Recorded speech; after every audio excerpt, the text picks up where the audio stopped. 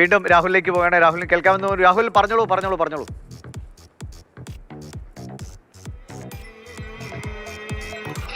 ദിവിഷ, അതായത് അർജന്റീനയുടെ ഒരു നീല ചെറിയ കടൽ കാണണമെങ്കിൽ ഇതാ എനിക്ക് പുറകിൽ ഈ ഗാലറിയിലേക്ക് നോക്കിയാൽ മതി. അത്രയധികം അർജന്റീന ആരാധകർ തിങ്ങി നിറഞ്ഞു കഴിഞ്ഞിട്ടുണ്ട്. അപ്പോൾ ആ നീലക്കടലിനിടയിലുള്ള ചെറിയൊരു തുരുത്ത് എന്ന രീതിയിൽ സ്പെയിനിന്റെ ആരാധകരും സർവ്വസജ്ജരായി ഇടം പിടിച്ചിട്ടുണ്ട്.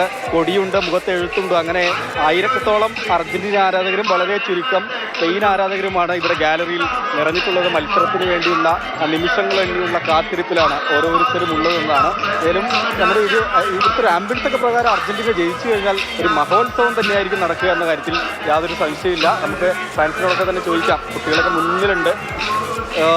എന്താവും, കപ്പടിക്കുമോ?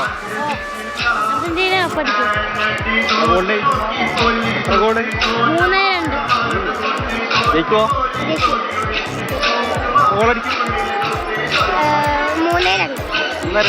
വെട്ടിയടിക്കുമോ? അച്ഛൻ എങ്ങനെയാവും? എന്ത് ചോദിക്കാനാ, അർജന്റീന കപ്പടിച്ചിരിക്കും. അതിൽ വേറെ വർത്താനില്ല. ടെൻഷനില്ല, ഒരു ടെൻഷനും ഇല്ല. ഷുവർ അടിച്ചിരിക്കും. കുറച്ച് സ്പെയിൻ ഫാൻസ് ഉണ്ടല്ലോ മുകളില്. വെറുതെ വന്നാ. ഓക്കെ, എങ്ങനെ, എന്താ റിസൾട്ട്, എന്താ പ്രതീക്ഷിക്കുന്നത്? ഏത് ടീമിനെ സപ്പോർട്ട് ചെയ്യുന്നത്? ചേച്ചി എങ്ങനെയാണ്, ആരെയാ സപ്പോർട്ട് ചെയ്യുന്നത്?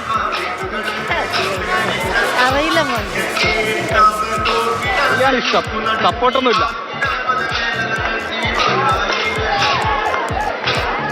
എന്താവും? സപ്പോർട്ടൊന്നും ഇല്ല, ആരെങ്കിലും ജയിക്കട്ടെ. സപ്പോർട്ടൊന്നുമില്ല, ആരെങ്കിലും ജയിക്കട്ടെ. നമ്മുടെ കോലുകളിയൊക്കെ അടിപൊളിയായിട്ട് നടക്കുന്ന ശബ്ദവും താളവും ഒക്കെ നമുക്ക് കേൾക്കുന്നുണ്ട്.